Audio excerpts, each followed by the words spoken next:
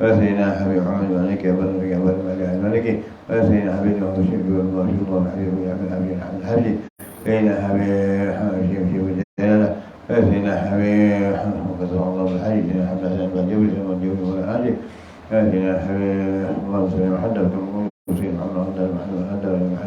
محمد سيدنا حبيب الله الحبيب بتعظيم سيدنا محمد اللهم سكني سيدنا حبيب وحبيب حسين وشيخ الله وحبيب محمد على نبياته سيدنا حبيب الحاجي سيدنا حبيب ومتحدى ومتحدى وتحمل من الحدى ومتحدى حدى قديم محمد الحدى وسيدنا حبيب مسلم وحسين حدى وسيدنا سيدنا شاء الله باشا وكرامة جمع بفريج وبرين من أمر الآخرة ثم يودين وديكم ومواتنا ومواتنا وخاص من أما أن الله برحمه والمغفر والله إلى حضرة النبي صلى الله عليه وسلم الفاتحة أعوذ بالله من الشيطان الرجيم بسم الله الرحمن الرحيم مالك يوم الدين إياك نعبد وإياك نستعين الصراط المستقيم صراط الذين أنعمت عليهم غير المغضوب عليهم ولا الضالين آمين بسم الله الرحمن الرحيم الحمد لله رب العالمين والصلاة والسلام على سيدنا محمد وعلى آله وصحبه أجمعين اللهم صل على سيدنا وسلم دائما ابن كان اشرف رحمن نبينا وسلم سيدنا المكرمين اللهم نور قلوبنا بانوار معرفتك وتعالى عن محمد علي بك الصالح سنة الرغبة من ذكرك وسكر البتوح والمنى والرسول والجسد وروح النسل اللهم اسكر من شرف الصبيه وحبي غني ورحمه ربي فتح يعني فتح وصحابي فتح يعني فتح المكرمين وصلى الله على سيدنا وسلم والحمد لله رب العالمين اللهم صل وسلم وبارك عليه وعلى آله يا سيدي يا رسول الله يا من له جاه عند الله إن المسلمين قد جاءوا لذنبي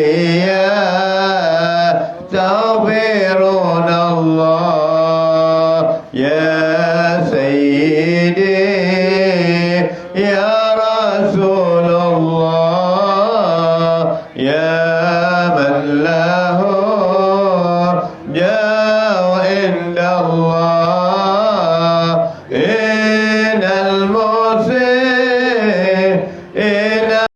قد جاءوا لذنبي يستغفرون الله يا سيدنا رسل حدينا حيا بغار إلينا الآن يا همة سادة الأقطاب ما عادنا صدق وسر يا سيدي يا رسول الله يا من له جاه عند الله إن المسيئين قد جاءوا لذنبي يستغفرون الله نادي محمد صفي الله ذاك ابن عيسى بسداد صوم المقام ولي الله غوث الورى قدوة القدر يا سيدي يا رسول الله يا من له جاء عند الله إن المسيئين قد جاءوا لذنبي يستغفرون الله ثم الوجه لدين الله صاكبنا خارق العادات السيدة كامل الأواب العيدر مظهر القدر يا سيدي يا رسول الله يا من له جاء عند الله إن المسيئين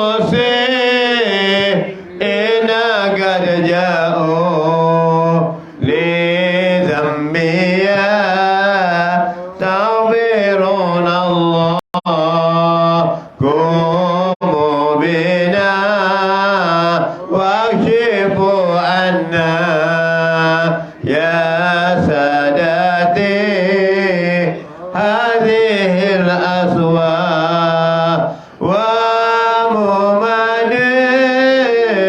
وممدنتكم عنا من جملة الشر والبلوى يا سيدي يا رسول الله يا من له جاء عند الله إن المسيئين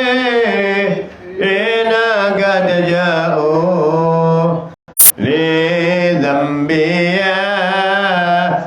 يستغفرون الله يا للحساب والنسب الأثنى والعلم والحلم والتقوى بجدكم وبكم تنجاب سبل البليات والذري يا سيدي يا رسول الله يا من له جاء عند الله إن المسيئين قد جاءوا لذنبي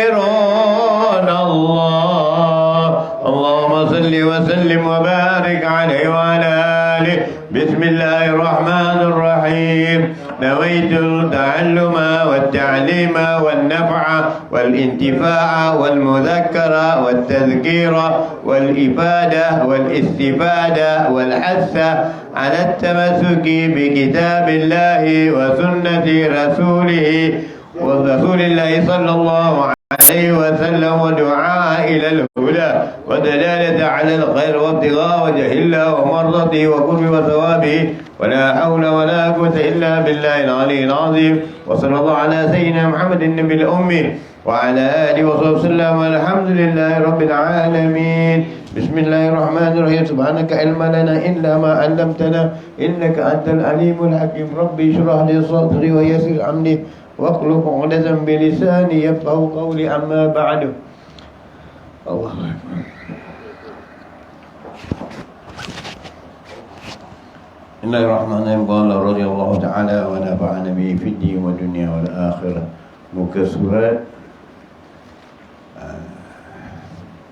tak silap muka surat kalau yang Jawi 872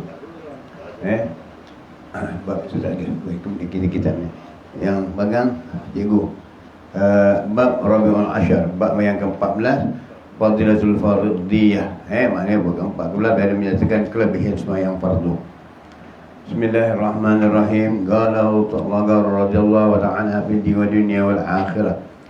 Bab yang ke-14 pada menyatakan kelebihan sembahyang fardu. Firman Allah Ta'ala, wa aqimis salat inna salata tanha 'anil fahsya'i wal munkar. Dan didirikan olehmu akan sembahyang, bahawa sembahyang itu menegah ia daripada kejahatan dan yang munkar. Kata Adai pada tafsir surah Ankabut, bermula sembahyang itu seperti walimah, pengantin bagi orang yang muwahhidin. Maka bahawasanya berhimpun padanya beberapa bagai ibadah, seperti bahawa walimah pengantin itu berhimpun padanya beberapa bagai makanan. Maka apabila sembahyang hamba 2 rakaat, firman Allah Ta'ala, bagi serta dhaif engkau mendatang engkau dengan berbagai dengan beberapa bagai ibadah, daripada berdiri dan rukuk dan sujud dan qiraah dan tahlil dan tahmid dan takbir dan salam. Kita sampai situ dulu. Maka di sini diterangkan oleh Tuan Pengarang bagaimana kita dah bahaskan minggu yang lalu sedikit berkenaan dengan solat, rahsia dalam solat. Jadi di sini Tuan Pengarang membawa firman Allah Ta'ala, wa aqimis salat inna salata tanha 'anil fahsya'i wal munkar. Sesungguhnya sembahyang itu menegah dari munkar. Jadi kalau masih melakukan maksiat, masih memakan yang haram, masih membuat perkara-perkara yang tidak dihalalkan oleh Allah Subhanahu wa Ta'ala, maka kita lihat balik. Kita cek diri kita, bagaimana dengan sembahyang kita. Pertama-tama, kerana di hari Yaumul Qiyamah nanti, apa yang disoalkan oleh Allah Ta'ala, pertama, amal ibadah yang akan disoalkan oleh Allah Ta'ala di Yaumul Qiyamah adalah berkenaan dengan sembahyang. Betul sembahyangmu, betul salatmu, maka yang di lain tidak akan dipersoalkan. Tetapi jika salatmu tak betul, maka yang lain akan dipersoalkan. Betul salat, kenapa dilepaskan semua sekali? Betul salatmu itu maka dilepaskan. Sebabnya kenapa? Maka inilah firman Allah Subhanahu wa Ta'ala, inna salata tanha 'anil fahsya'i. Ini bermakna sembahyang itu menjadikan seorang kamu yang tawadhu, yang wara', yang ikhlas, yang menjadikan kamu melakukan apa yang diperintahkan oleh Allah Subhanahu wa Ta'ala, melakukan apa yang diperintahkan dan meninggalkan segala larangan Allah. Jadi bermakna apabila disoal sembahyang, betul sembahyangmu, bermakna apa yang kamu diperintahkan oleh Allah kamu tentu tinggalkan. Tetapi jika kamu salat, kamu masih melakukan maksiat, maka lihat, kerana sembahyang itu mencegah dari munkar. Jika tidak mencegah dari munkar, periksa salatmu. Kenapa? Bila tak mencegah dari munkar, kamu terlibat dengan haram, kamu terlibat dengan mengatur orang, kamu mungkin terlibat dengan zina, kamu terlibat dengan riba dan sebagainya. Tapi kalau macam itu mencegahmu dari perbuatan munkar, bermakna kamu meninggalkan segala yang diperintahkan oleh Allah Ta'ala. Maka dalam sembahyang itu, bagaimana yang kita ketahui, ada kalimah syahadat, asyhadu an la ilaha illallah wa asyhadu anna Muhammadar Rasulullah. Kalimah syahadat, kita bahaskan, kita ulang sedikit lagi. Kalimah syahadat. Apa itu kalimah syahadat? Syahadat itu la ilaha illallah Rasulullah. Kita tak asal ambil asyhadu an la ilaha illallah. Kita ambil la ilaha illallah Muhammad Rasulullah. Apa itu la ilaha illallah Muhammad Rasulullah? La ilaha illallah Muhammad Rasulullah itu adalah mengaku dengan diri, membenarkan dengan hati, membenarkan dengan kalimat, dan membenarkan dengan yakin dengan hati bahawa tiada Tuhan yang disembah melainkan Allah, dan Muhammad itu sebenar-benar pesuruh Allah. Yakin. Bila dah yakin, beramal. Maka beramal apa amalannya? Amalannya itulah tadi la ilaha illallah. Apa makna la ilaha illallah? Imtisalun nawawi wa jawabun nawawi. Buat yang disuruh, tinggal yang dilarang. Begitu juga Muhammad dan Rasulullah, maknanya panduanmu, ikutanmu adalah Rasulullah. Rasulullah itu apa dia? Rasulullah itu wa innaka la'ala khuluqin azim. Rasulullah itu akhlaknya adalah Al-Quran. Yang apa yang termaktub di dalam Quran jelas. Yang apa yang diharamkan, apa yang ditegas dah termaktub dalam Al-Quran. Jadi kalau meninggalkan, tak mengikut pengucapan salatmu tadi, maka fikirkan.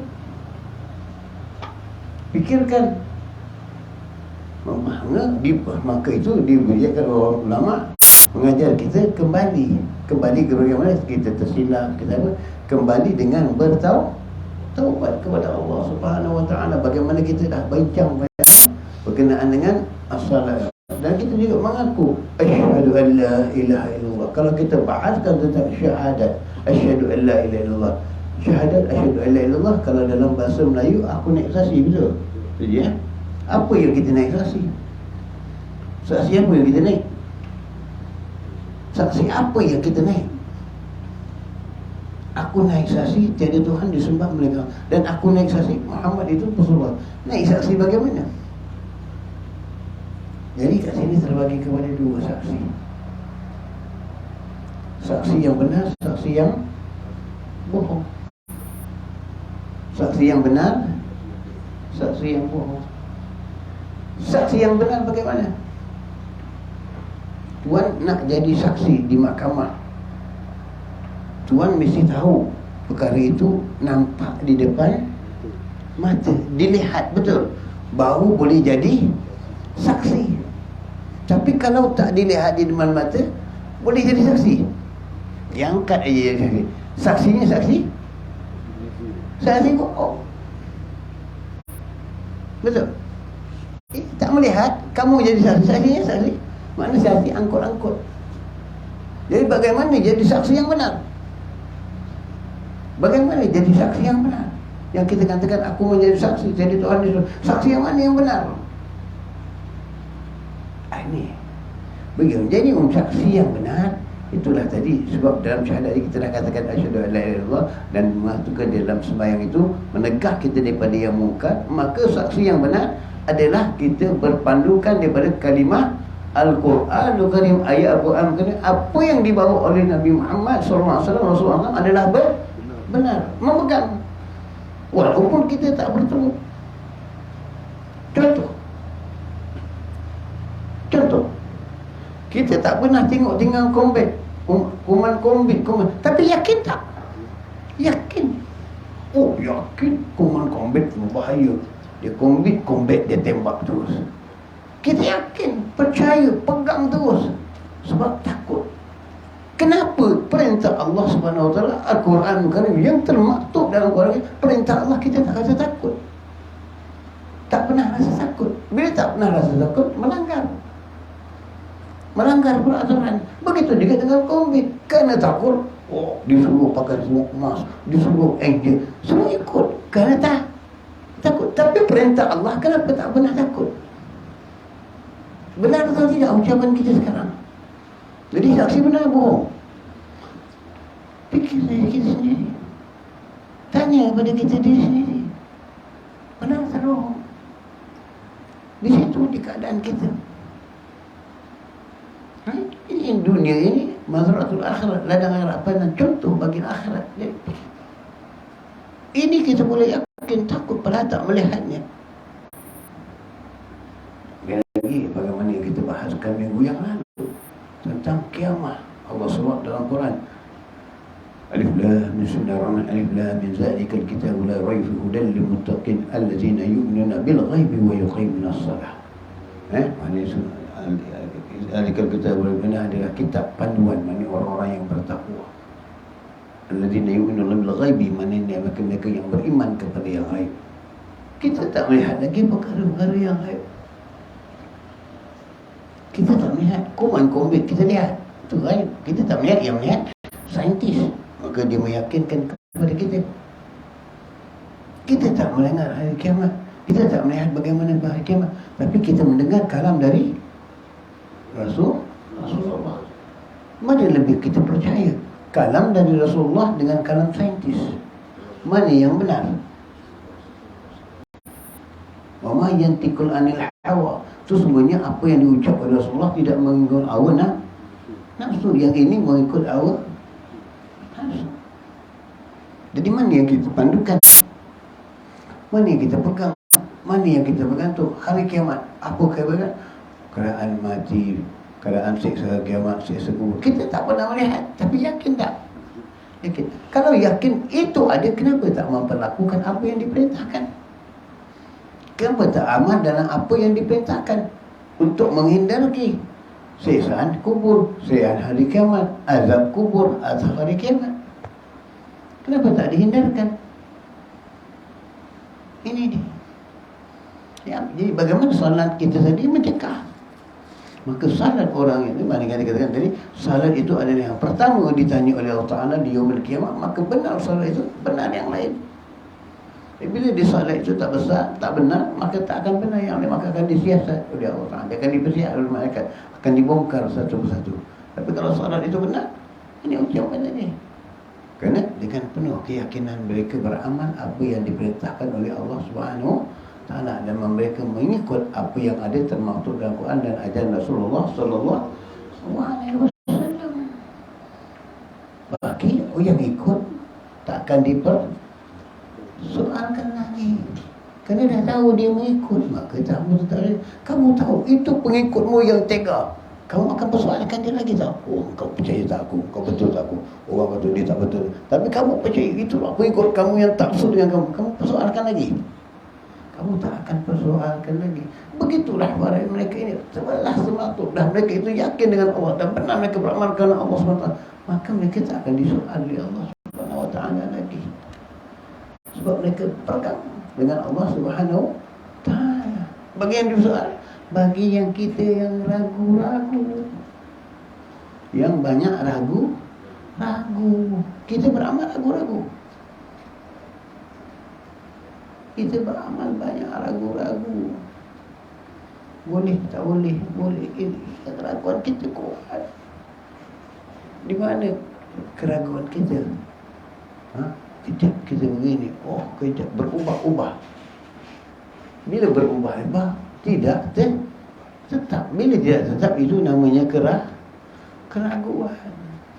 Kalau dah tetap istiqamah, mana tidak ada keraguan. Jadi ini. Jadi bagaimana yang dikatakan dalam rahsia semayang, kemarin kita bahaskan sikit tentang diakunan dalam semayang. Berdiri tegak.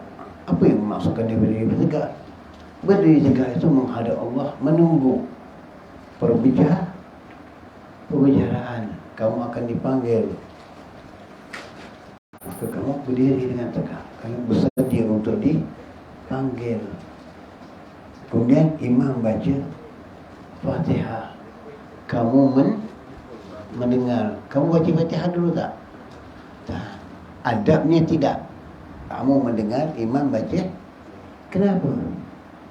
Seperti di yaumil kiamah, kamu akan mendengar malaikat membacakan kamu punya kitab-kitab, apa yang terkandung dari kitabmu. Kamu berdiri dan kemudian kitabmu dibaca satu persatu. Bagaimana? Kamu kena mendengar dengan tekun. Kamu penyemakkan kitab-kitabmu dibacakan.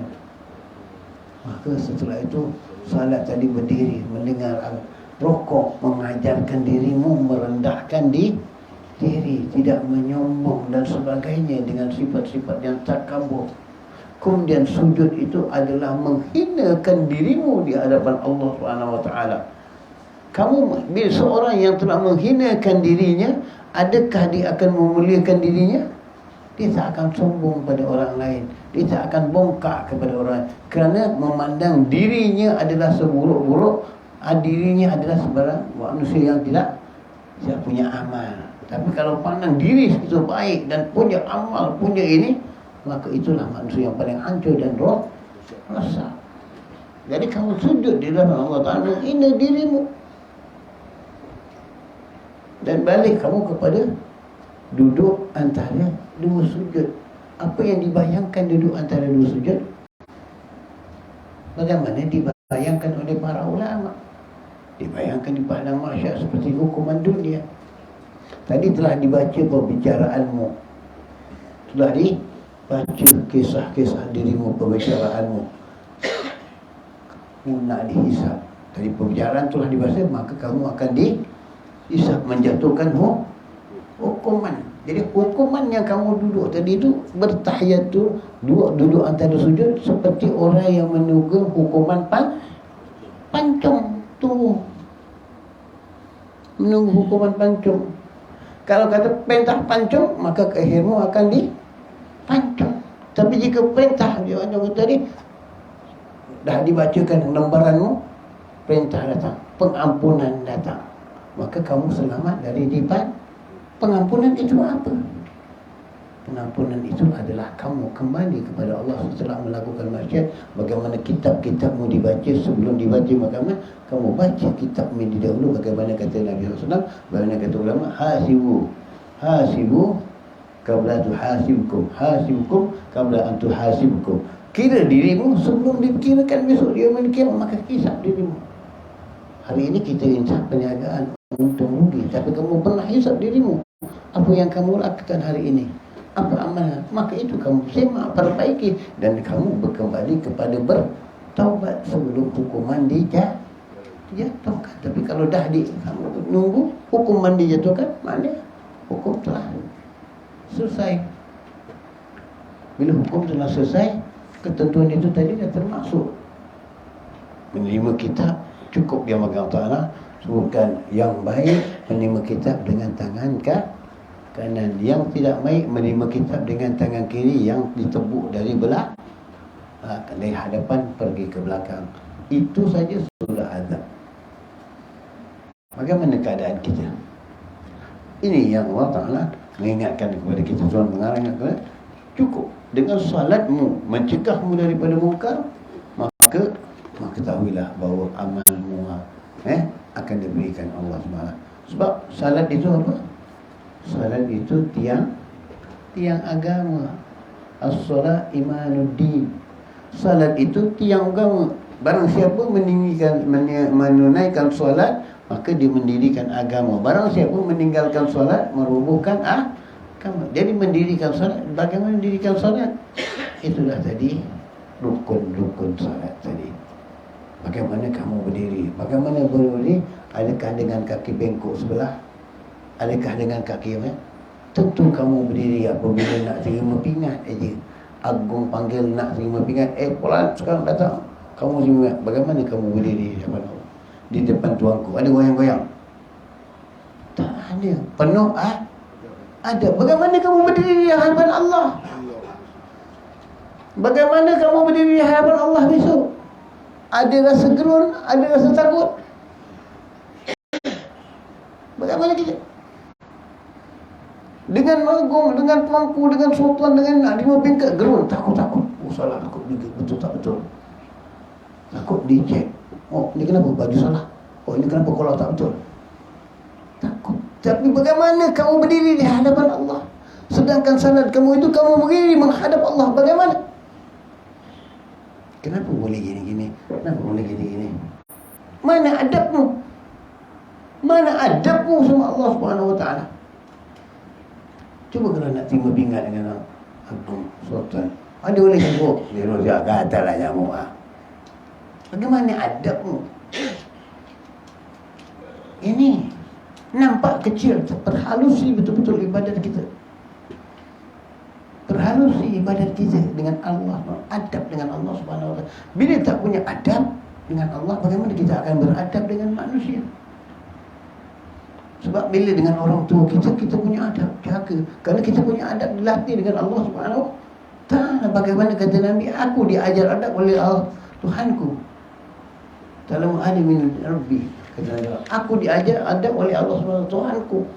Allah mengajarku cara adab, maka betul Rasulullah mengajar kita dengan adab yang benar. Tapi bagaimana kita beradab? Maka itulah kata ulama, ta'lamul adab min galil adab. Belajar adab dari orang yang tak punya adab. Jadi bagaimana orang adab? Orang yang tak punya adab, kita lihat. Orang yang tak punya adab, adakah orang senang? Adakah orang senang? Orang yang tak punya adab, adakah orang senang? Pergi ke tempat mana orang tak? Jadi belajar contoh itu, tentu orang tak senang. Jadi kita ambil, takkan aku nak melakukan adab seperti ini di hadapan ramai. Kerana kita belajar dari Contoh. Jadi contoh yang diberikan oleh Rasulullah SAW bagaimana adabmu dengan Tuhanmu.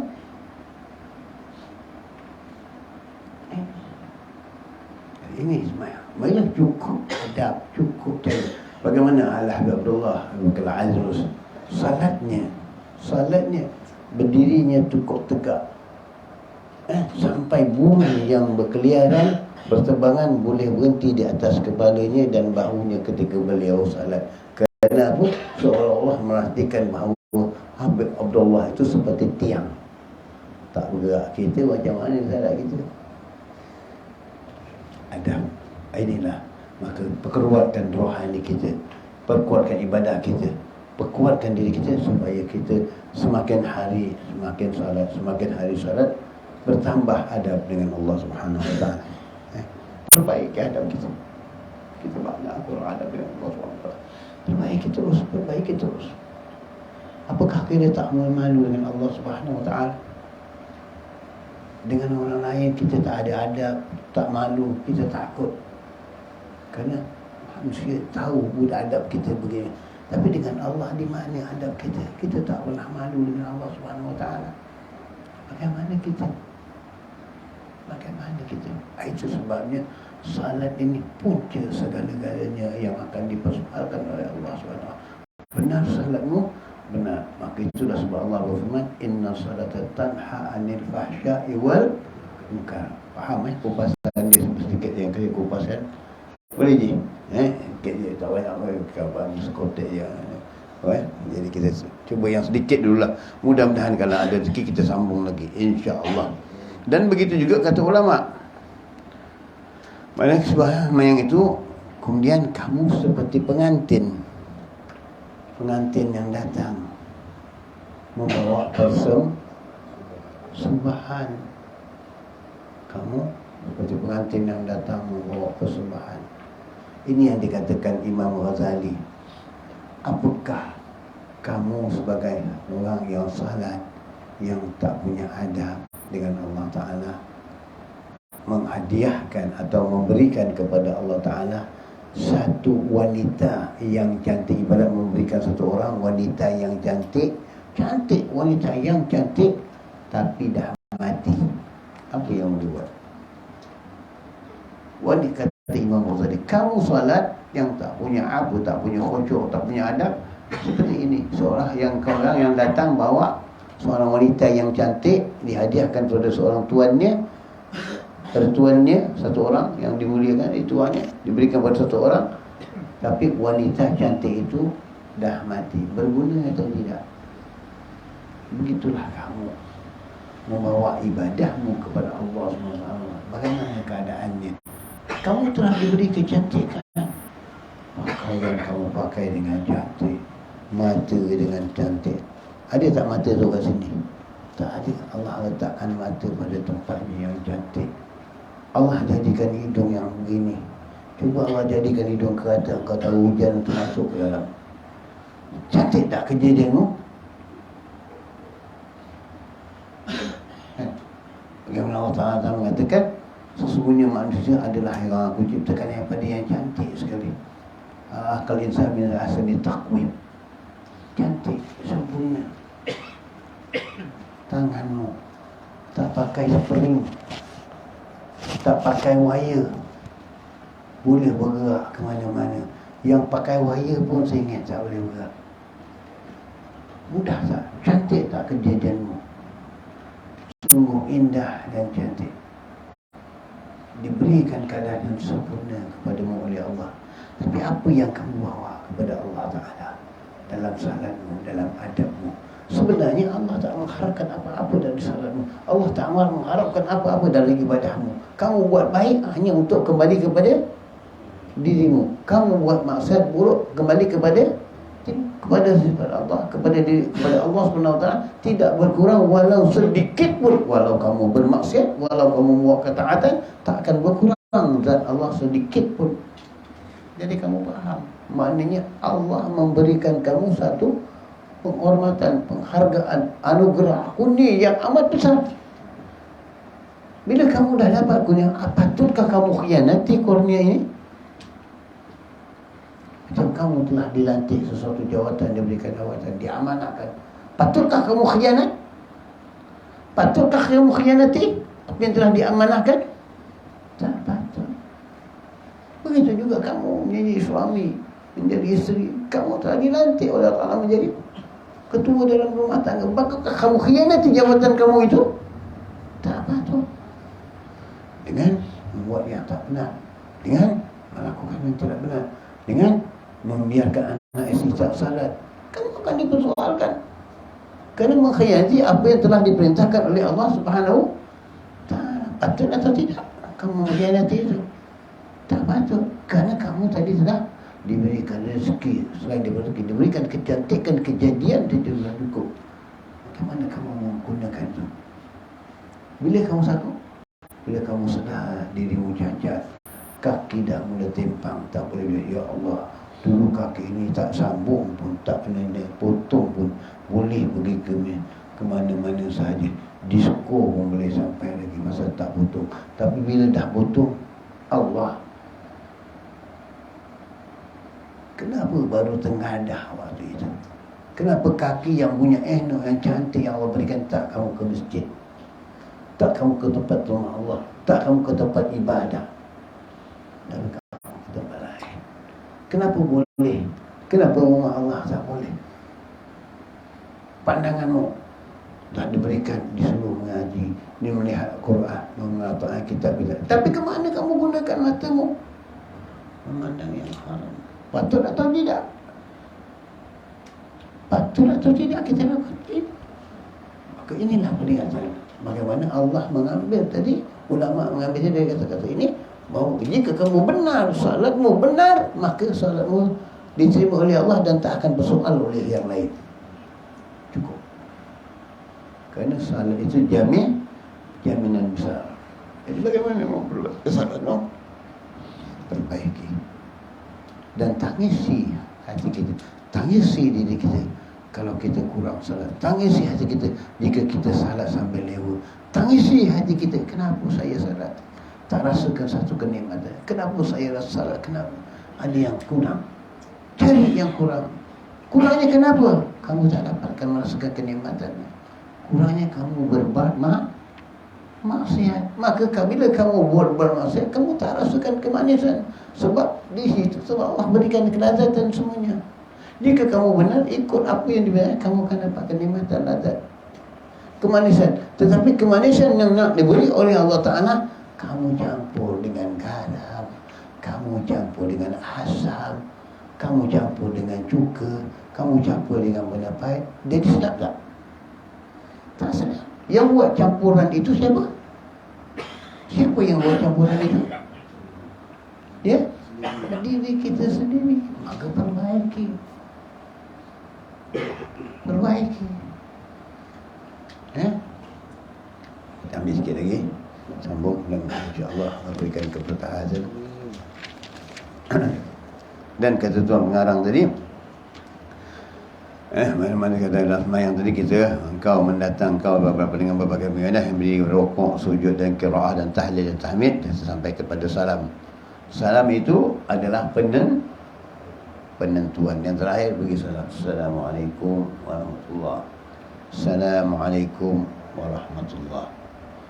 Bermakna salam itu adalah penentuan bagi yang akan meninggal dunia, bagi yang akan menghadap sakaratul maut, akan diambil Allah akan nyawanya. Maka Allah mendatangi malaikat Jibril akan datang kepada kita dengan mengatakan, wahai fulan, Allah berkirim salam kepadamu. Apabila Allah berkirim salam, pasti akan selamat. Kamu dah tak takut lagi sakaratul maut ke apa. Bahkan kamu dah minta cepat-cepat malaikat ambil nyawa. Tetapi bagi salammu dalam salatmu, Assalamualaikum, bagaimana Sayyidina Adam alaihi salam melihat Assalamualaikum, melihat yang di sebelah kanan tersenyum. Assalamualaikum, melihat yang di sebelah kiri menangis. Kenapa? Di sebelah kanan melihat anak cucunya beramal soleh, di sebelah kiri melihat anak cucunya beramal taleh yang tidak baik. Jadi salammu itu menentukan dirimu. Assalamualaikum, ini malaikat yang sebelah kanan, malaikat atid ataupun raqib, catatkanlah amal-amal kami dengan amal-amal kebaikan. Assalamualaikum malaikat atid, raqib, atid, salat apa? Jangan catatkan amalan kami dengan segala keburukan.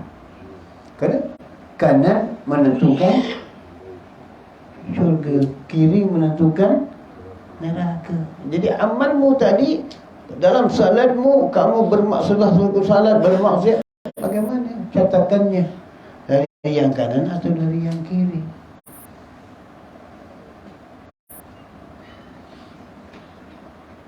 Bagaimana? Sedangkan kamu ingat, dan yang kanan atau yang kiri itu amalanmu itu dicatat, dan bahkan amalan-amalanmu itu dicatat, dilihat oleh bagaimana Nabi SAW melihat amal umat-umatnya, dan begitu juga amal-amalmu dilihat oleh para datuk nenekmu, orang tuamu, saudaramu yang dahulu, dikamarkan. Kalau datuk-datukmu, orang-orang tuamu yang sosial daripada orang yang saleh, yang akan melihat kenapa anak cucuku beramal dengan amal-amal yang saleh. Mereka tidak pernah menyumpah. Bagaimana firman Allah, mereka mendoakan kita. Bagaimana? Maka Allah memberikan kita peluang untuk bertaubat sebaik-baik jalan. Sebab Allah berikan sebab syarat-syarat taubat. Pertama, bermaksiat, taubat dengan segera. Dan Allah buka taubat itu selagi belum sampai nyawa ni di garah. Kedua, apabila telah naik matahari dari barat dan tutup ke timur dan turun ke timur, maka waktu itu pintu taubat dah tutup. Apakah kita tahu bila matahari akan naik ke barat? Kita tak ketahui. Apakah kita takut maka besok umur kita dipanjangkan dalam keadaan maksiat dan dalam keadaan yang matahari telah naik, kita lupa. Ya, mohon pada Allah Ta'ala. Hari gegak kepada izazul zalaha, hari yang keadaan manusia semua huru-hara. Itulah bagaimana tadi dalam jamaah, salat jamaah. Apa salat jamaah? Kamu dihimpunkan di padang mahsyar. Bagaimana keadaan mahsyar? Ada yang senang, ada yang susah. Di dalam salat itu ada keadaanmu begini, ada keadaanmu khusyuk, ada juga dalam keadaanmu zahir yang senang, yang sihat. Dalam keadaanmu juga ada yang sakit, ada yang pekak, ada yang bisu, ada yang sebagainya. Begitulah dalam jamaah itu. Begitulah besok di dalam yaum al-masa kamu bagaimana dengan keadaanmu besok dihimpunkan dengan amalan-amalanmu. Pincang, baik, tegak, berdiri dan sebagainya, buta, pekak dan sebagainya. Itulah amalan-amalan. Kita sambung sikit lagi.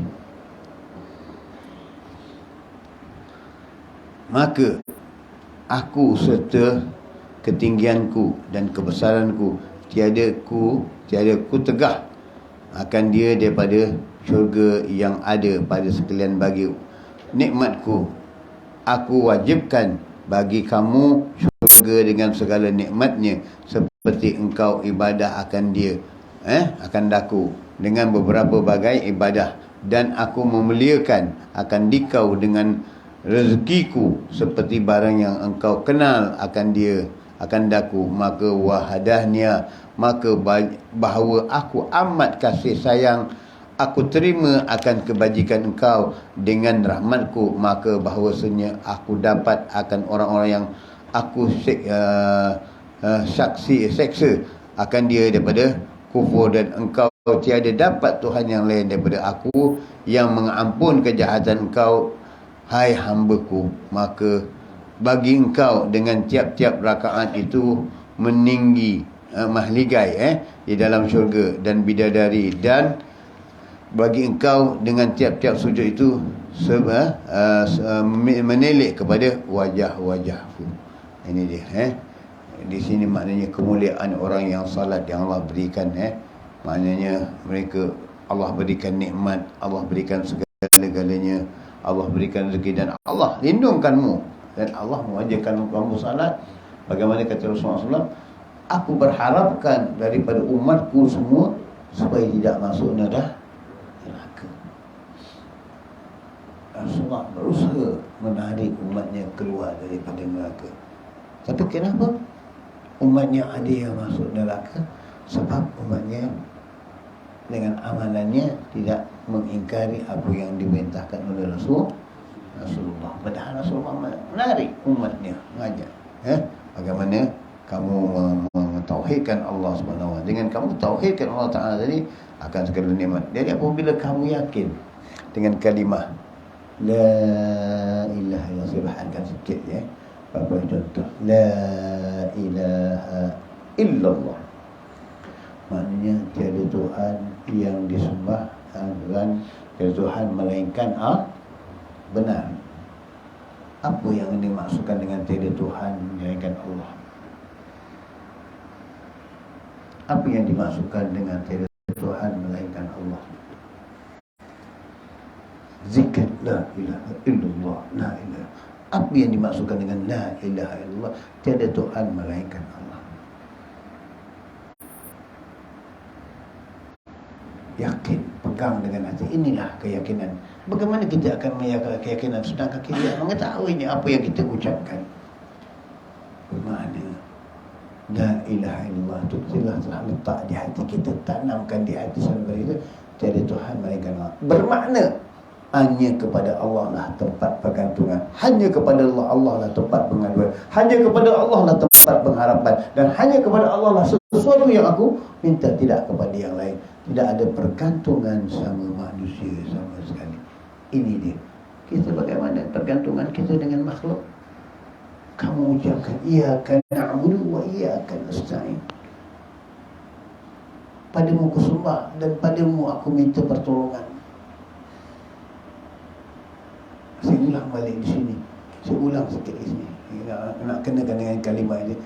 Iyyaka na'budu wa iyyaka nasta'in. Padamu aku sembah dan padamu aku minta pertolongan. Mana makrifat, mana syariat?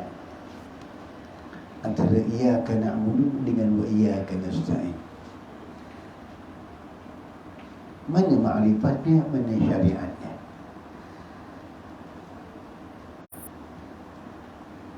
Mana? Iyyaka na'budu syariat. Karena kamu dah tahu semua orang menyembah Allah. Semua orang menyembah Allah. Kamu sendiri mengaku menyembah Allah. Tapi wa iyyaka nasta'in, padamu aku minta pertolongan. Hari ini manusia susah mengharapkan kepada pertolongan pada yang mana? Yang lain selain dari Allah. Pernahkah kamu mengadu kepada Allah? Kamu senang doa, dapat lupa Allah, lupa salat, lupa diri. Kamu minta pertolongan dari Allah. Kamu susah, kamu sakit. Apakah pertolongan dari dokter yang menyembuhkan?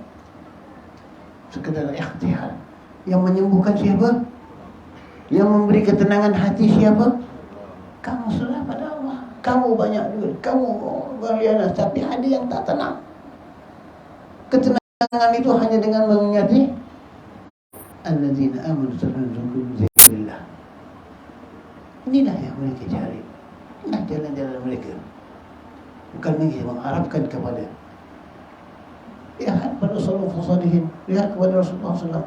Banyak harta Rasulullah, kaya Rasulullah, tak ada.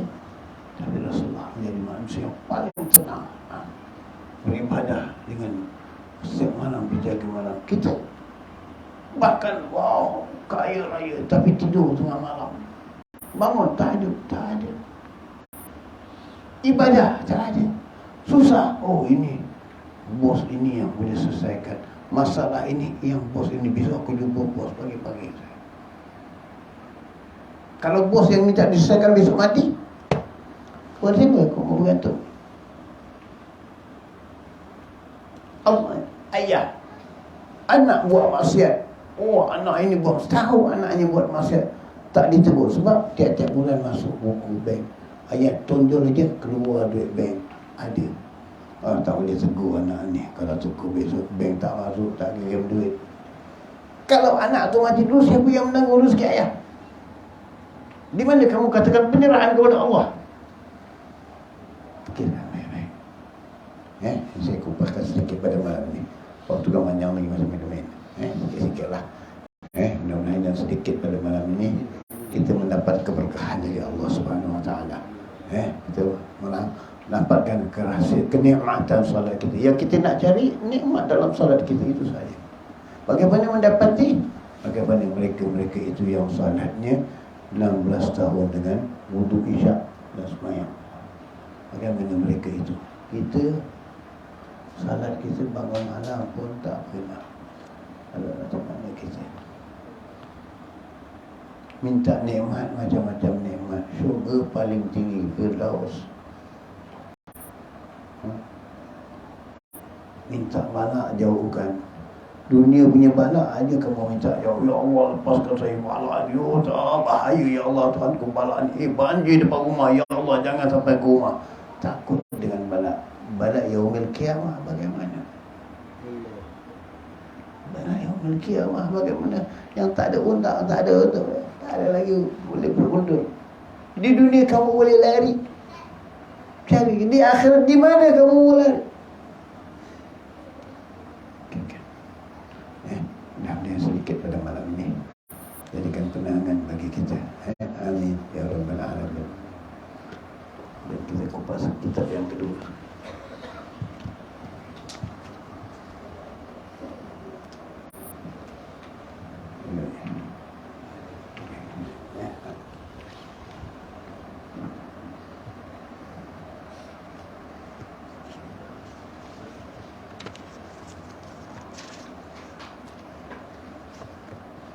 Dan sambung pada itu.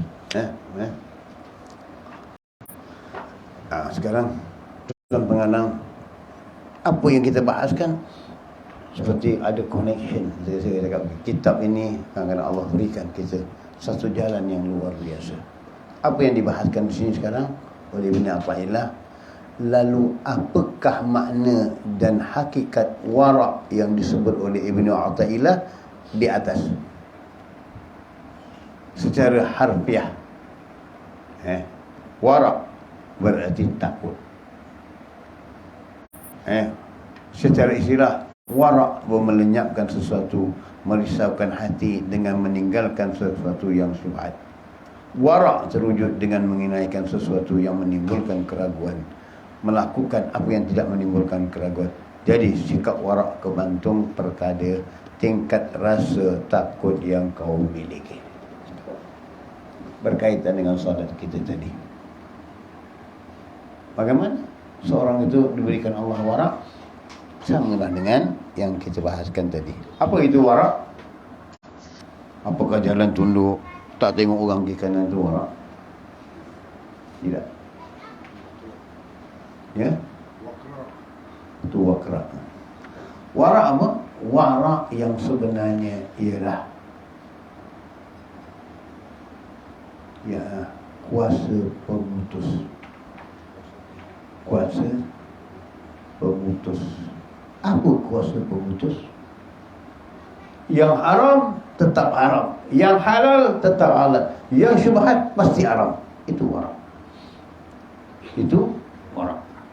Jadi kalau orang yang solat tadi benar solatnya, mesti melakukan sifat-sifat wara', meninggalkan segala yang haram, membuat segala yang halal. Jadi kalau kita wara', bukan wara' itu duduk, bukan wara' itu duduk, tapi meninggalkan segala yang haram. Apakah kita meninggalkan yang haram? Maka sebab itu bila wara', bila meninggalkan segala yang haram, maka sebab itu tak perlu dipersoalkan lagi tentang solat yang sebab tegas. Seorang yang tegas dalam hukum Allah SWT, apakah akan dikirakan dia tidak benar?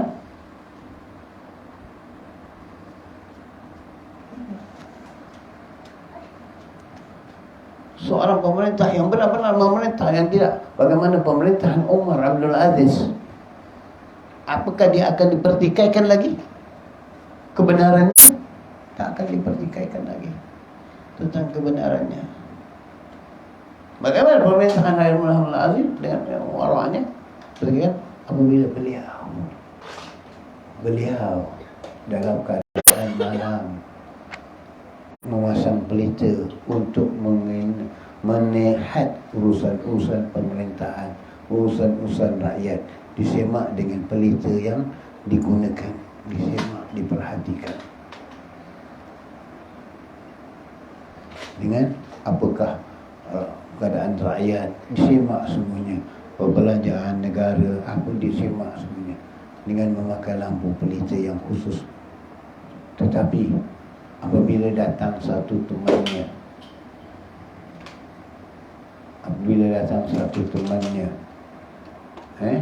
datang seorang temannya yang nak berbual dengan Sayyidina Umar bin Al-Aziz, Sayyidina Umar memadamkan pelita itu dan menukarkan pelita yang lain. Apa kata sahabatnya?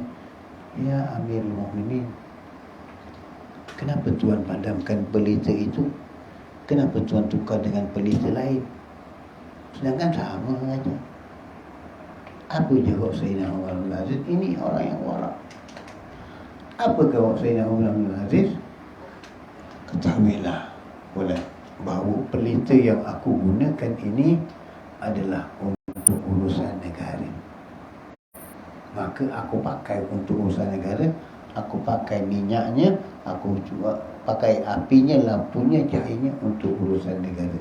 Tetapi untuk urusan aku dengan kau bukan untuk urusan negara, untuk urusan peribadi. Maka aku padamkan pelita ini, aku hidupkan pelita yang dari duitku sendiri, yang aku hidupkan untuk urusan peribadi dengan kau. Ada kita buat itu. Ini warak, tak mengambil setitik. Maka di zamannya lah, maka berlakulah serigala dengan kambing boleh berjalan bersama. Kerana keadilannya. Apakah di yaumul kiamat ia akan dipersoalkan lagi tentang salatnya? Tidak sama sekali. Sebab benar keadaannya di dunia. Benar keadaan dunia, maka solatnya tentu benar. Bila benar, disoal solatnya saja, dah tak disoalkan yang lain. Kerana waraknya, benarnya dia dalam menjalankan hukum Allah, dan benar dia menjalankan dalam pemerintahannya. Bagaimana kita? Curi orang, ambil tanah orang, padam lampu orang. Bagaimana kita? Di mana waraknya kita? Jalan tunduk, tak pandang kiri kanan. Itu warak. Itu warak tegas. Haram, halal. Ini yang dibahaskan oleh Ibn Athaillah. Ini yang dibahaskan oleh Athaillah. Kita baca sikit lagi.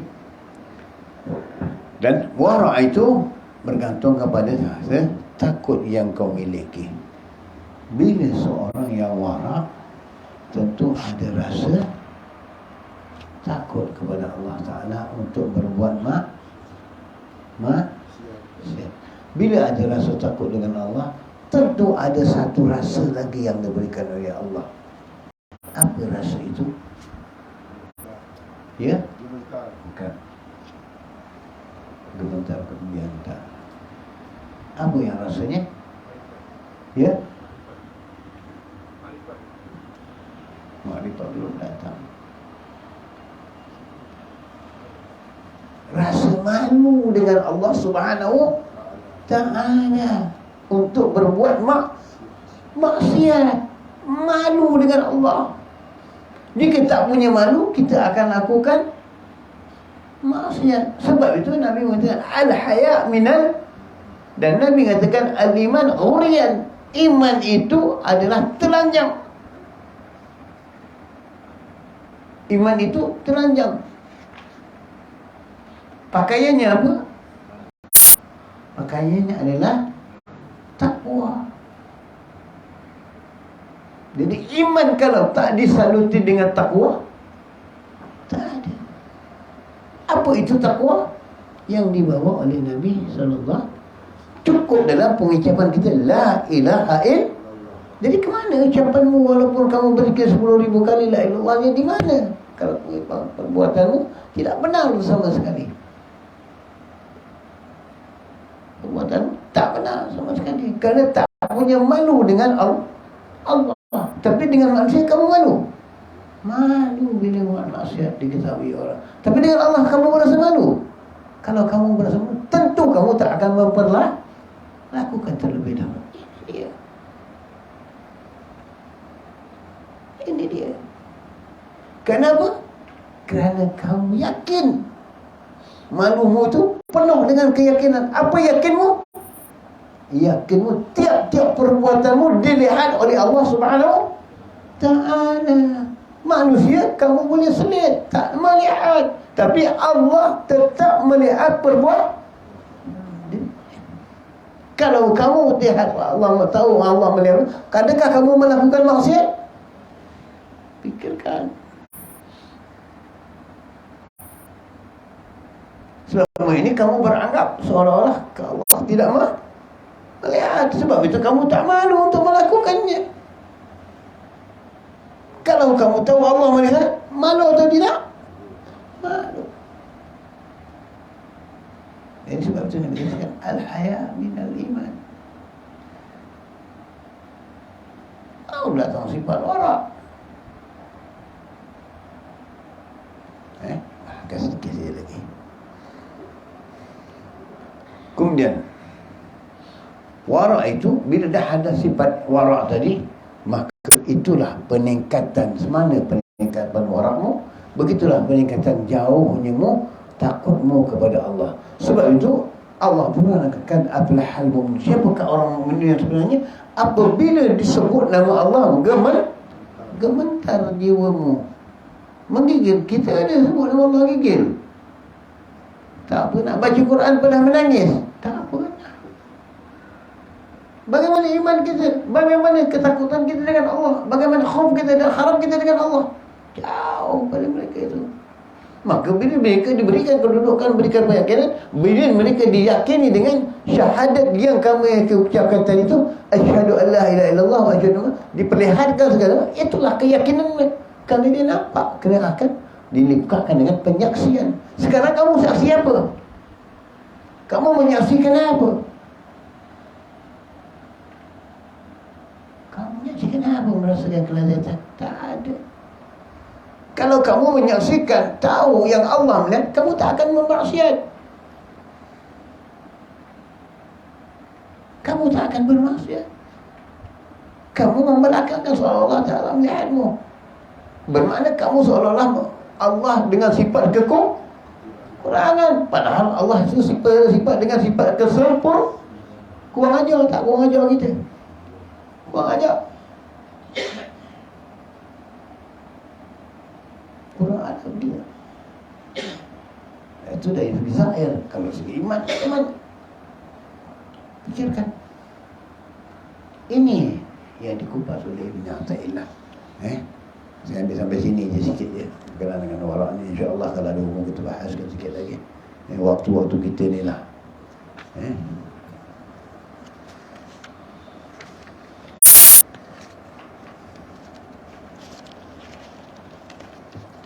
Dan kemudian kita buka kitab yang ketiga. Muka surat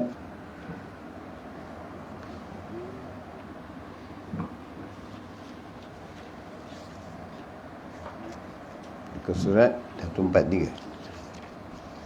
Berapa? 107. Betul Oh, betul. Sekarang apa kita makan? Nampak? Yang kita pelajari subhanallah disambung oleh Allah haddad pula. 107 betul Betul, baik.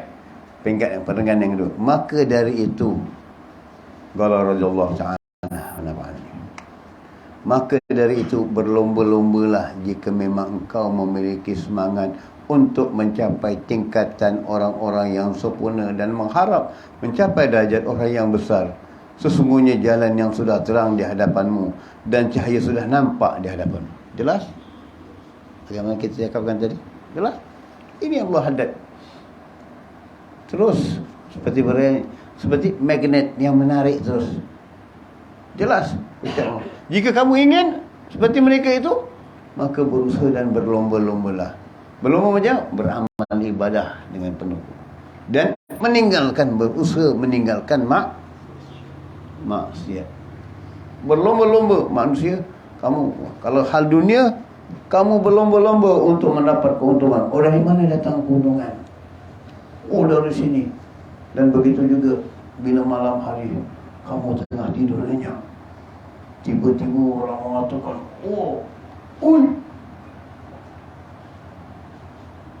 Luri bawa emas terbalik. Luri bawa emas terbalik. Kamu pun dengar tengah tidur, boleh bangun tak? Boleh bangun terus. Emas, tak sempat. Pintu pun kunci boleh ketendang. Keluar, pasal lori bawa emas nak kejar dulu, berlomba-lomba. Sampai sana emas lain yang bawa, emas kuning cair, najis, mungkarat. Emas juga warna kuning, tapi baunya lain. Ini yang dibawa. Malam kamu bertahajud kepada Allah Ta'ala, berzikir kepada Allah Ta'ala, lumayan Allah Ta'ala berikan. Seumpama emas yang diturunkan, zahab itu, sebab intan berlian yang dicurahkan kepadamu, tapi kamu tak ambil, kamu tak kutip. Tadi kalau emas tadi tengah tidur boleh sana tandang pintu. Jangan orang ambil dulu. Ini dah memang rahmat yang turun dengan yang segala-galanya. Kenapa tak ambil? Jadi kat sini mana yang kita berlomba-lomba? Urusan dunia atau urusan akhirat? Dunia yang kita berlomba. Wajar kita dapat kedudukan seperti mereka yang dapat kedudukan? Tak wajar. Sebab kesilapan dan penipuan dan segala-galanya yang melakukan siapa? Diri kita sendiri. Kesilapan kita yang lakukan, penipuan kita yang lakukan, mengkhianati diri siapa? Kita sendiri kita cak. Kalau orang dah bisa mengkhianati diri sendiri, tentu tak susah untuk mengkhianati orang lain. Maka inilah jalan wara'. Wara' itu menjaga dirinya dari mengkhianati. Bagaimana kata Rasulullah SAW, Al-Muslimun man saliman nasi min lisani wa yadih. Orang Islam itu siapa orang Islam yang sebenarnya? Orang Islam yang sebenarnya mereka itu orang-orang yang mana orang Islam yang lain terlepas dari tangannya dan lidahnya. Hari ini mulut kita bagaimana? Lidah kita bagaimana? Tangan kita bagaimana? Lidah tak bergerak, tangan mengambil hak orang. Lidah menipu, tangan juga menzalimi orang. Padahal ini. Jadi kalau tadi kamu dah mengkhianati dirimu sendiri, tentu kamu sama. Karena al-muslimun man saliman nasi min lisani wa yadihi. Orang yang beriman itu orang Islam yang terselamat dari dirinya, dari tangannya dan lisannya. Bagaimana orang akan terselamat? Maka ini mereka ini yang berlomba-lomba mengejar kepada jalan Allah, maka mereka tentu tidak akan ambil bahagian untuk dunia, kepentingan untuk dunia, kepentingan untuk apa yang mereka rakusi. Kita mengejar dengan kerakusan. Apa akibatnya? Akibatnya telah dinyatakan oleh Allah bina ajilah di dalam kitab ikan, dan telah dinyatakan oleh orang tua-tua kita, orang Melayu kita. Dalam semak ada duri, ayam kuning buat sarang. Orang tamak selalu rugi, bagai anjing dengan main. Yang dunia yang kamu kejar ini adalah bayangan. Boleh kamu pegang bayanganmu? Boleh kamu kejar bayanganmu? Tak boleh. Tapi bayangan itu akan hilang. Bayangan itu ikan pudar. Selagi ada cahaya, kamu dapat melihat bayang-bayangmu. Tetapi jangan itu akan pudar dan lenyap. Kamu tak akan melihat wayang-wayang apabila berada di tempat gelap. Gelap kamu dah tak nampak. Di mana tempat gelapnya? Di kuburan. Di kuburan kamu dah tak melihat bayangan dunia lagi. Apa yang kamu cari? Maka rasa penyesalan. Maka sesekali itulah bagaimana orang-orang kafir dan orang yang tak beriman mengatakan, ya Allah, kembalikan aku walau sekejap di bumi ini, aku akan melakukan amal saleh. Aku akan melakukan amal saleh, tapi dah tak ada lagi. Mati telah sampai, amalmu telah habis, penghirapan isap aja yang akan dipersoalkan. Jadi sesal dahulu pendapatan, sesal kemudian tak berguna. Fikirkan, di sesal yang mana yang kamu nak duduk, penyesalan mana yang kamu nak ambil. Kamu nampak manusia berlomba-lomba, mereka berlomba-lomba pada dunia. Tapi pada manusia Allah Fusalih, orang-orang yang alim, mereka berlomba mencari redha Allah. Mereka mencari kebajikan, berlomba-lomba dalam cari redha Allah dan kebaikan. Kita berlomba ke mana? Mencari harta karun. Oh, ada harta karun di sini, pergi, belum tentu nampaknya belanja dah habis. Oh, ada harta karun di sini, pergi, oh, belanja dah keluar, barang tak ada. Tetapi ibadah kepada Allah, harta karunnya sampai tak payah modal. Harta karunnya kanzul Allah, pembenaran Allah, sampai tak payah kamu modal. Di mana orang berakal yang akan fikir? Wa ulul albab, kata Allah. Siapakah orang yang berakal akan fikir? Nak keluar modal tapi tak dapat apa-apa. Ini tak keluar modal dapat apa? Yang mana kamu nak fikir? Yang mana kamu nak rebut? Yang mana nak rebut? Yang tak keluar modal dapat keuntungan, yang keluar modal belum tentu dapat keuntungan. Maka inilah dia, Allah nak beri jalan padamu.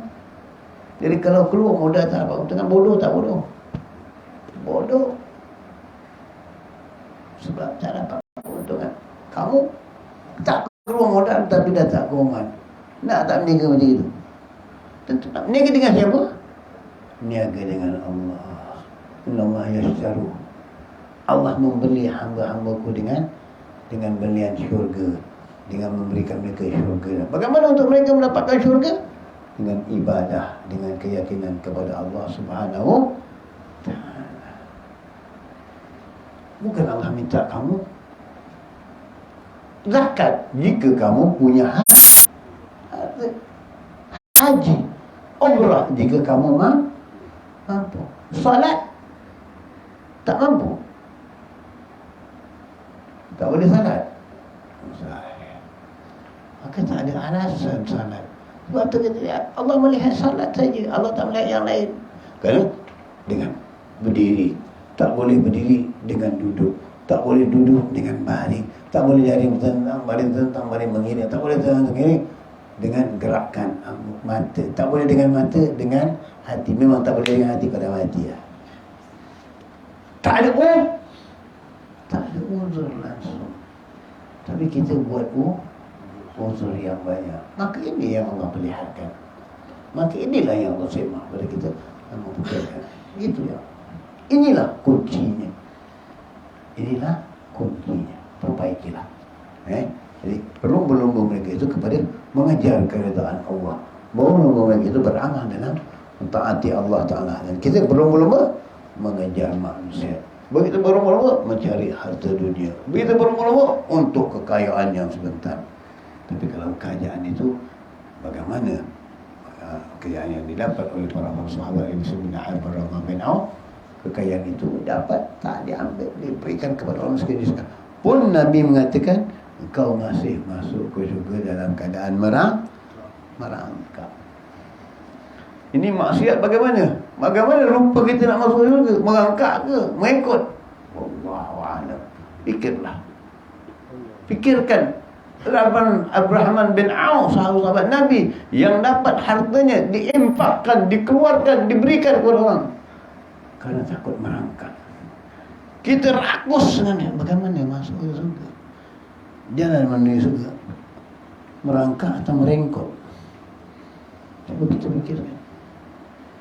Abdurrahman bin Auf, seorang sahabat Nabi yang tersalah yang dikirikan oleh Nabi, masuk salah satu 10 orang sahabat yang dijanjikan syurga oleh Nabi SAW. Mendengar itu Nabi mengatakan, kau Abdurrahman masuk ke surga dalam keadaan merangkak. Kenapa? Karena kau punya kekayaan yang banyak. Sayyidina Abdurrahman takut, maka diinfakkan hartanya, habis kebanyakannya diinfak. Kemudian satu masa di zaman Rasulullah SAW berlaku satu perkara yang mana Abdurrahman meniaga banyak keuntungannya, dapat keuntungan yang banyak, dibagikan kepada fakir miskin semuanya, dan dibagikan masih keuntungan yang banyak, masih keuntungan. Abdurrahman nak cari jalan bagaimana keuntungan ini boleh dilaporkan lagi, dia beri kepada orang lain. Bagilah, maka kali itu ada orang-orang Madinah yang tak dapat jual kurmanya kerana busuk, jadi tak boleh jual, rugi. Sayyidina Abdurrahman jangan bukan nak beli kurma, bukan nak itu, sengaja nak keluarkan duit, nak mau infak pada orang miskin, maka dia belinya kurma busuk dengan tujuan bukan nak untung. Kalau siapa nak beli kurma busuk, nak menginfakkan hartanya dengan jalan begitu, maka dia beli kurma busuk ini, kurma busuk dengan tujuan siapa yang nak makan kurma ini, siapa yang nak beli kurma busuk, supaya duit yang dia punya itu dapat memanfaatkan kepada orang kepada orang yang susah. Kalau tak dapat jual kurma jadi busuk, maka dia memanfaatkan dengan bersedekah secara busuk, dengan memberi kurma-kurma yang busuk. Disimpan kurma yang busuk satu tempat. Bukan kita simpan kurma busuk nak buat tu tak? Disimpan. Subhanallah, tak lama kemudian ada perutusan dari Yaman datang kepada Nabi SAW. Ya Rasulullah, ada perutusan dari zaman penduduk negeri Yaman, penyakitnya luar biasa. Dah kami ikhtiar berobat semacam-macam obat, tak baik-baik. Jadi mengikut tabib kami, satu obat aja yang boleh menyembuhkan. Apa dia obat yang boleh menyembuhkan? Dan ya Rasulullah, bila ada orang menyimpan barang ini, kami beli dengan harga yang lipat ganda tinggi. Apa dia barangnya yang nak diubat? Kurma busuk. Kurma busuk. Yang ada simpan dia apa? Tak ada orang nak simpan kurma busuk. Yang simpan apa? Abdurrahman bin Auf. Dibayar orang, dibeli dan dibayar orang lipat ganda. Bahkan tapi kehendak Allah begitu. Wah, dapat balik keuntungan yang luar biasa. Itu kehendak Allah. Maka sebab itu Rasulullah mengatakan kau merangkak. Tapi merangkaknya macam mana? Bukan macam merangkak kita. Mungkin merangkak caranya berjalan merangkak, tapi jalannya seperti kilat cepat. Engkau merengkot. Bandingkan amal kita dengan Rasulullah SAW, dengan Abdurrahman bin Auf. Itu dia. Mudah-mudahan sedikit pada malam ini Allah memberikan keampunan kepada kita, Allah mengangkat derajat kita, dan Allah memberikan taufik dan hidayah kepada kita untuk melakukan amal-amal soleh dan memohon kita mendapat redha Allah dan keampunan dari Allah dan mendapat kasih sayang kecintaan dari Nabi sallallahu alaihi wasallam. Amin ya rabbal alamin. Bismillahirrahmanirrahim. Alhamdulillahirabbil alamin. Wassalatu wassalamu ala sayyidina Muhammadin wa ala alihi wa sahbihi ajmain. ربنا انفعنا بما علمتنا ربي أمن الذي ينفعنا ربي فكهنا وفك أهلنا وقرابات لنا في ديننا مع أهل كتر أنثى وذكر ربي وفقنا وبكم لما ترضي كونا وفئنا كرما وارزقي كل حلالا دائما وأخل أذكياء علماء نحظى بخير ونفع كل شر. ربنا أصلح لنا كل شيء وأجر برضا منك العيون واقض عنا ربنا كل ديون قبل أن تأتينا رسل المؤمنين واقبض أنت أكرم من ستر. والصلاة الله تعالى المصطفى من إلى الحق دعانا والوباء بكتاب في للناس الشفاء وعلى الآل الكرام الشرفاء وعلى الصحب المصابيح الغرر. اللهم اهدنا بهداك واجعلنا ممن يسارع في رضا ولا تولنا وليا سواك ولا تجعلنا من خالف أمرك وعصاك. حسبنا الله ونعم الوكيل ولا حول ولا قوة إلا بالله العلي العظيم. وصلى الله على سيدنا محمد يا رب العالمين. يا ربنا تربنا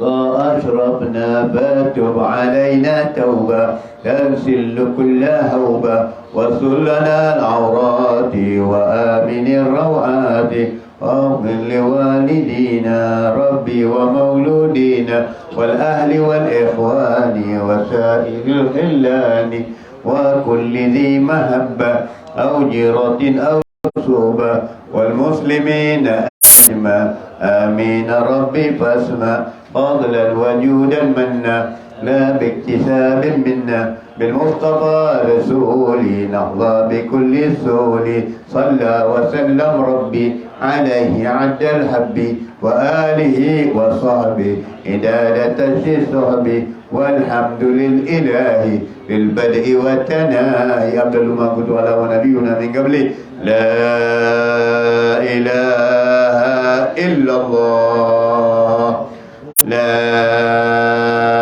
إله إلا الله لا إله إلا الله محمد رسول الله صلى الله عليه وسلم كلمة حق عليها نحيا وعليها نموت وعليه ونواصل إن شاء الله تعالى.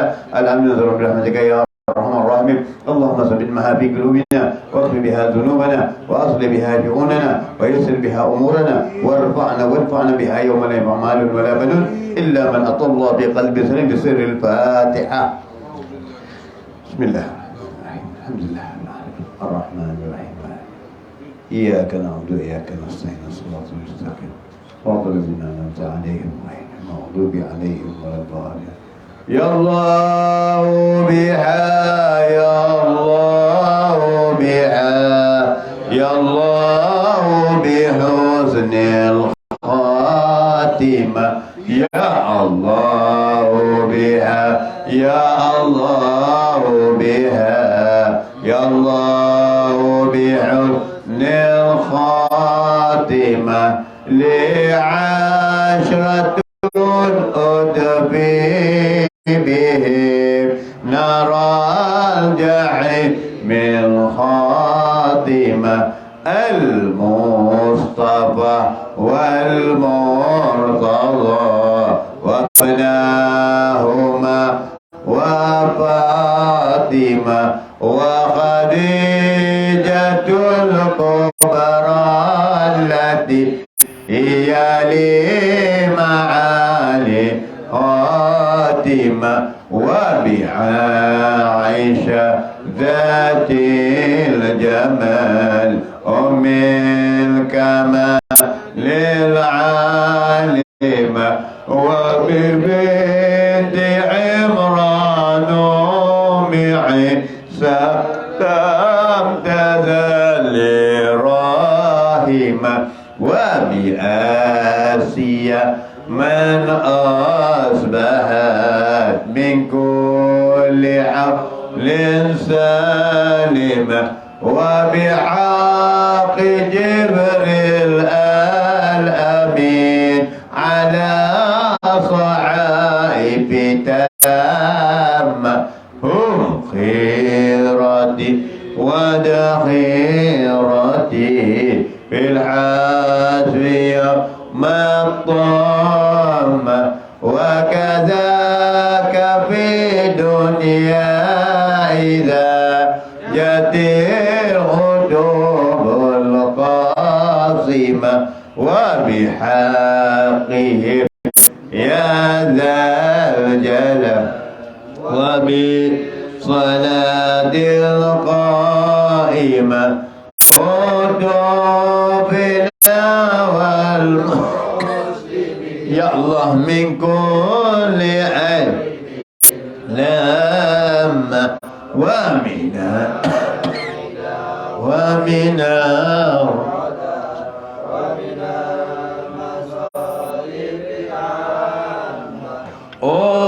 أتوبنا والمسلمين يا الله من كل لما ومن الردى ومن المصائب أما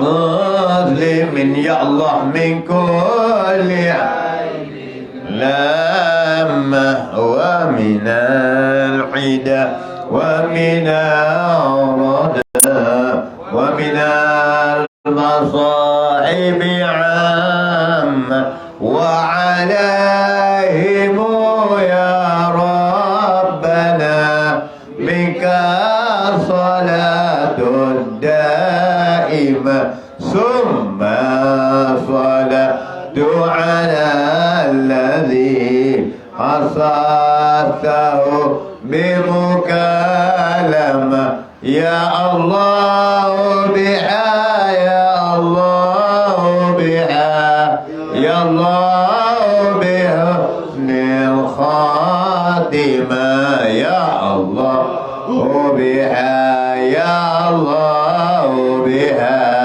يا الله بحسن الخاتمة عند الملك والقبول بجيد الرسول سيدنا رمضان السر الفاتحة.